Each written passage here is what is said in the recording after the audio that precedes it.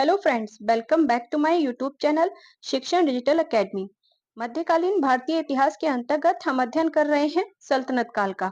इसी क्रम में अपने पिछले वीडियो में हमने बात करी थी सल्तनत कालीन स्थापत्य कला की। आज के इस वीडियो में हम बात करेंगे सल्तनत कालीन प्रांतीय स्थापत्य कला की। सल्तनत काल में जो छोटे छोटे प्रांत थे उनमें किस तरह से स्थापत्य का विकास हुआ, उसको आज के इस वीडियो में हम देखेंगे। तो चलिए शुरू करते हैं आज का वीडियो शुरू करने से पहले अगर अभी तक आपने मेरे चैनल को सब्सक्राइब नहीं किया है तो इसे सब्सक्राइब करें, शेयर करें तथा बेल आइकन प्रेस करना बिल्कुल ना भूलें, जिससे आपको मेरे आगे आने वाले सभी वीडियोस की नोटिफिकेशन प्राप्त हो सके। तो चलिए शुरू करते हैं आज का वीडियो और देखते हैं प्रांतीय स्थापत्य की शैलियों को। सबसे पहले हम बात करेंगे बंगाल की, क्योंकि बंगाल उसमें काफी बड़ा प्रांत था। तो बंगाल की बात करें तो खंभों पर नुकीले मेहराबों का प्रयोग और हिंदू प्रतीकों को इस्लामी स्वरूप प्रदान करना बंगाल के स्थापत्य की मुख्य विशेषता थी। आगे बात करें तो बंगाल में स्थापत्य कला का जो प्रमुख केंद्र था वो पांडुआ में था।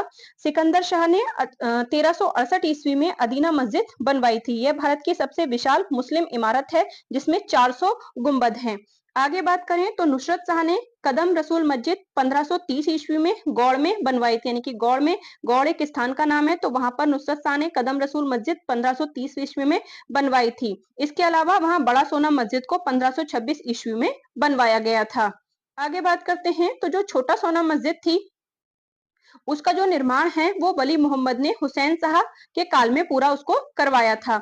आगे जो गौड़ है, गौड़ की कुछ प्रमुख और इमारतें हैं तो उनको देख लेते हैं। तो सबसे पहली तो है बड़ा सोना मस्जिद, इसके अलावा छोटा सोना मस्जिद भी वही है, लोटन मस्जिद भी है, इसके अलावा दाखिल दरवाजा है और दरसबारी का भी मकबरा जो है वो भी गौड़ में ही स्थित है। आगे बात करें तो अन्य इमारतों में पांडुआ का 1 लाखी मकबरा और देवी कोट का रुकन खां का मकबरा आदि भी प्रमुख यहाँ की इमारतें हैं। अब हम बात करते हैं गुजरात की। गुजरात की बात करें तो गुजरात में हिंदू मुस्लिम स्थापत्य कला का सबसे बेहतरीन समन्वय हुआ है। यहाँ का जो स्थापत्य है उस पे हमें जैन प्रभाव भी दिखाई देता है। गुजराती स्थापत्य शैली की मुख्य विशेषताओं की बात करें तो गुजराती स्थापत्य शैली की मुख्य विशेषताएं हैं पतले मीनार, पत्थर पर उत्कृष्ट नक्काशी और अलंकृत कोष्ठक, यानी कि जो मतलब कोष्ठक कहते हैं दराज टाइप की। आगे बात करते हैं, अहमद शाह ने 1411 ईस्वी में अहमदाबाद नगर की स्थापना की थी तथा वहां 1423 ईस्वी में जामा मस्जिद का निर्माण करवाया था। जामा मस्जिद में अहमद शाह का मकबरा भी स्थित है। आगे बात करें तो जो अहमदाबाद है, अहमदाबाद की जो जामा मस्जिद है उसको फर्ग्यूसन ने पूर्व में बनी हुई सुंदरतम मस्जिदों में से एक माना है, यानी कि पूर्व में मतलब यहाँ पर बनी हुई मस्जिदों में से एक माना है। महमूद बेगड़ा की बात करें तो महमूद बेगड़ा ने भी चंपानेर और जूनागढ़ में जामा मस्जिद का निर्माण करवाया था। आगे हम बात करते हैं मालवा की, कि मालवा में स्थापत्य का विकास किस तरह से हुआ। तो मांडू में यानी कि मालवा में हुसंग शाह ने आजी मस्जिद का निर्माण करवाया। हुसंग शाह ने मांडू में हिंडोला महल और मांडू का किला बनवाया था। मांडू का जो किला है उसके प्रवेश द्वार जो है वो दिल्ली दरवाजा कहलाता है। आगे बात करते हैं महमूद खलजी प्रथम की। महमूद खलजी प्रथम ने हुसंग शाह का मकबरा बनवाया था। सुल्तान गयासुद्दीन ने मांडू में जहाज महल बनवाया था। यह मांडू की सर्वश्रेष्ठ इमारत है जो जहाज महल है। आगे बात करें तो मांडू के किले में महमूद खलजी द्वारा निर्मित 7 मंजिलों वाला एक विजय स्तंभ भी निर्मित है। मांडू की अन्य इमारतों में नसरुद्दीन शाह द्वारा निर्मित बाज बहादुर और रानी रूपमती के महल और अशरफी महल भी प्रसिद्ध हैं। तो ये मांडू की यानी कि मालवा की इमारतें हैं।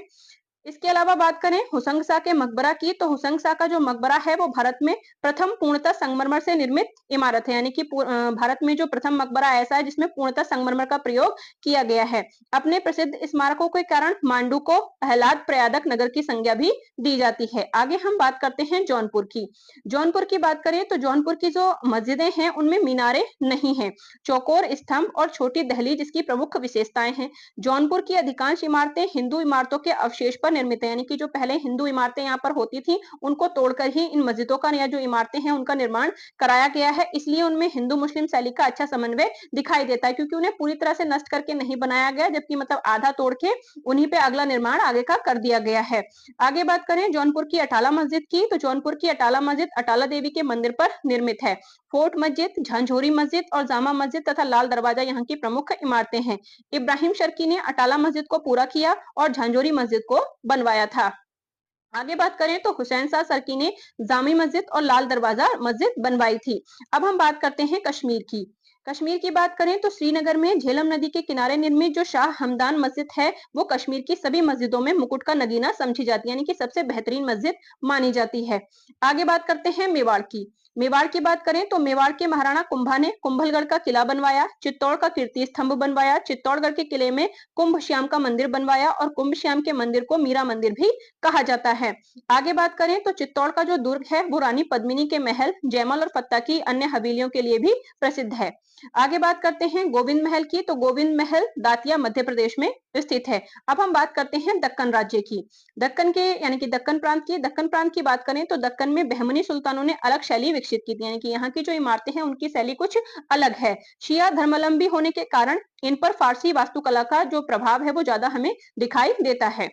आगे बात करते हैं और तो अलाउद्दीन बहमन शाह ने गुलबर्गा में जामी मस्जिद बनवाई, जिसमें 7 पंक्तियों में व्यवस्थित छोटे-छोटे गुंबदों से छत बनाई गई है। महमूद गवा ने बीदर में एक मदरसे का निर्माण भी करवाया था। आगे बात करें तो गोलकुंडा के कुली कुतुब शाह ने हैदराबाद में 1591 ईस्वी में विश्व प्रसिद्ध चार मीनार का निर्माण भी करवाया था। तो ये कुली कुतुब शाह ने करवाया था।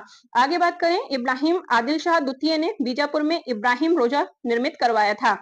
और आगे देखें तो बीजापुर की स्थापत्य कला का सर्वश्रेष्ठ जो नमूना है वो आदिल शाह द्वारा निर्मित, यानी कि आदिल शाह प्रथम द्वारा निर्मित जो जामा मस्जिद है वो बीजापुर की सर्वश्रेष्ठ इमारत है। आगे हम बात करते हैं मोहम्मद आदिल शाह द्वितीय के मकबरे की। तो मोहम्मद आदिल शाह द्वितीय का जो मकबरा है वो गोल गुंबज के नाम से प्रसिद्ध है। ये भारत का सबसे विशाल गुंबज है जिसे गोल गुंबज हम कहते हैं। आगे हम बात करते हैं मुल्तान की। तो मुल्तान में रुकने आलम के मकबरे को सबसे शानदार माना जाता है। इसका जो निर्माण है वो गयासुद्दीन तुगलक ने करवाया था। तो इस तरह आज के इस वीडियो में हमने बात करी जो प्रांतीय स्थापत्य शैलियां थी और उनके द्वारा या उनमें जो निर्मित इमारतें थी उनके बारे में, जो कि आपके एग्जाम की दृष्टि से महत्वपूर्ण हो सकती हैं। तो इससे अगले वीडियो में हम बात करने वाले हैं जो सल्तनत काल है उसकी चित्रकला और जो संगीत है उसके बारे में। इसके अलावा हम जो ये प्रांतीय राज्य हैं इनके बारे में भी डिटेल से एक एक करके पढ़ेंगे। तो अभी आज के वीडियो में हमने इनकी स्थापत्य शैली को देखा क्योंकि ये एक साथ में ही मतलब मिलती हैं, एक साथ में ही इनको पढ़ा जाता है, तो यहाँ पर हमने साथ में पढ़ लिया है। इसके अलावा हम जो इनके राज्य हैं कि कौन कौन से राज्य हैं तो उनको हम अलग से एक एक वीडियो में कवर कर लेंगे। तो अगर आप इसी तरह से मेरे साथ मध्यकालीन भारत का इतिहास पढ़ना चाहते हैं तो बने रहिए मेरे साथ। Thank you for watching.